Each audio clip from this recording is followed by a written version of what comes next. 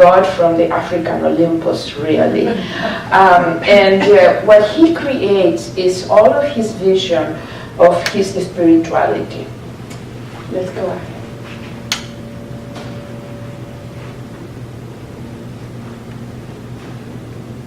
En las afueras de La Habana, o en lo alto de esos remotos pueblos capitalinos, cuyo paisaje se extravía perdido en los recovecos de una memoria, las casas donde habita Manuel Mendive han sido siempre parte esencial de ese mundo encantado que es el de su pintura.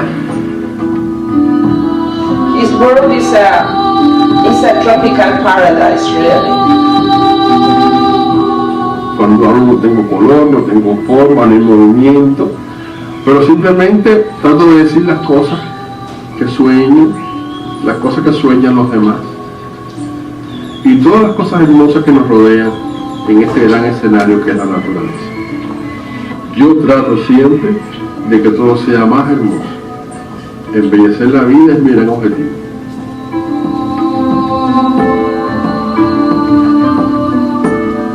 Cuando estoy pintando soy tan sincero. Quizás hablando a una conversación puede ocultarle algo, seguro. Quizás no le digo lo que deseo. Pero cuando estoy pintando sí tengo que decirlo todo porque soy muy sincero. Y es la única forma que tengo para decir todo lo que siento. Espero que todo el mundo lo comprenda.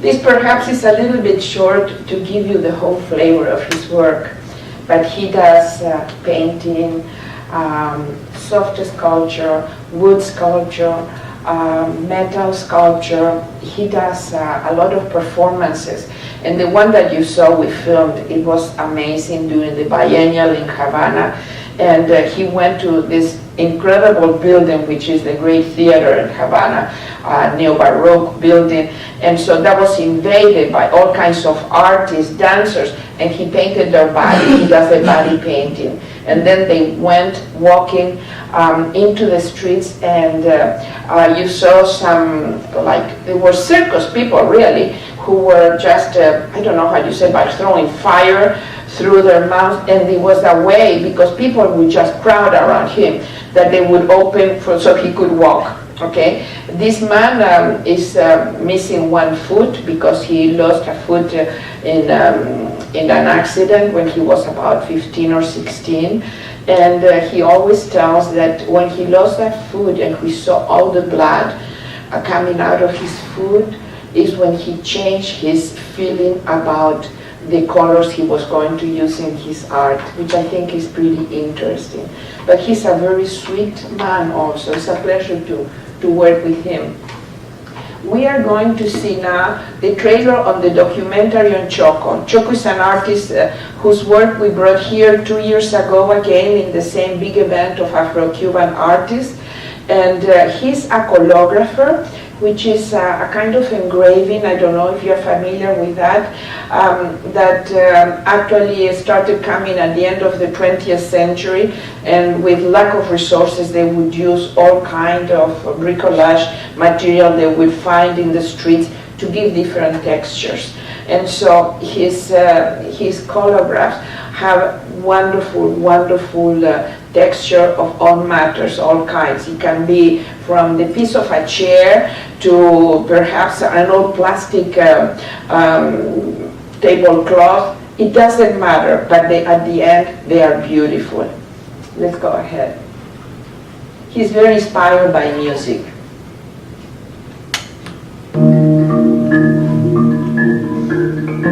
See the texture?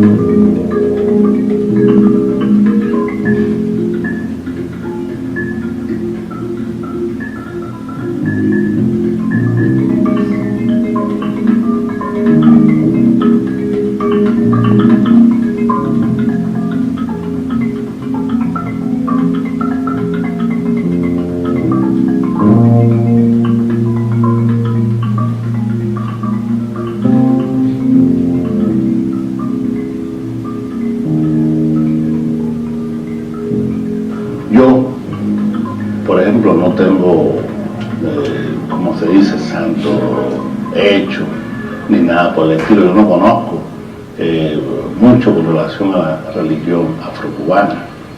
No estoy metido, pero culturalmente estoy de pie a cabeza, porque esa es mi cultura. Yo soy formado ahí, y cuando la presento en mi obra, parece ser que yo tengo un conocimiento tremendo de esto. Pues no.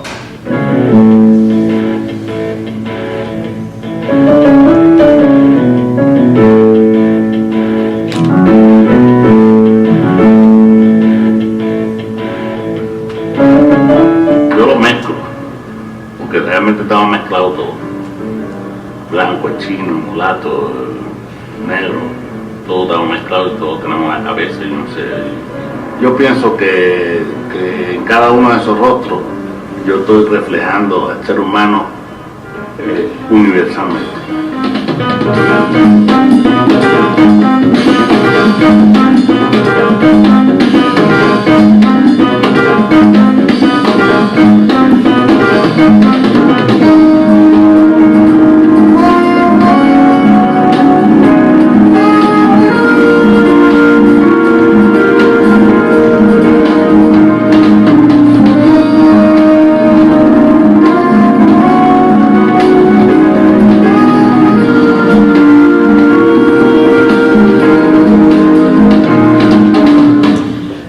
Say that Choco perhaps represents very much what the cultural policies of the revolution did for people from very humble background.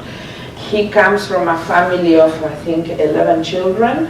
The father died very young, the mother was very poor, and he was from Santiago de Cuba, in the orient of the island. And he says that when he was about 12 or 13, he realized he loved art. And so the revolution gave him the opportunity of going to Havana to study and to take all the courses with all the different art institutes that were absolutely amazing to become the great artist he is. He also shares a very interesting experience. Cuba was very involved in Angola. So he decided to go to Angola. He says that he felt like Garvey, that going to Angola he was going to find his real soul, that was his place.